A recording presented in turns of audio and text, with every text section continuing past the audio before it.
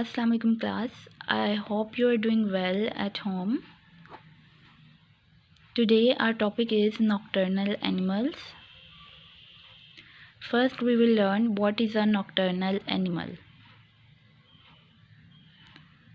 Nocturnal animals are night animals. They wake up when it's dark. They hunt, feed during all the night. And do you know when do they sleep? They sleep during the day. Means they are opposite of us. They wake up in the night and they sleep in the day. These are some common nocturnal animals: cat, moth, bat, firefly, owl and mouse.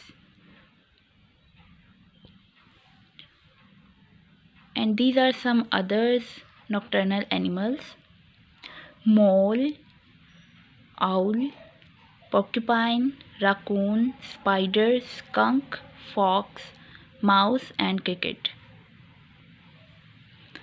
Okay, now there is an activity for you, the shadow matching game. You will find out that which shadow is of the animal. Like the first animal is this owl. You will come here and find out the shadow of the owl, and then you will match the shadow with the owl.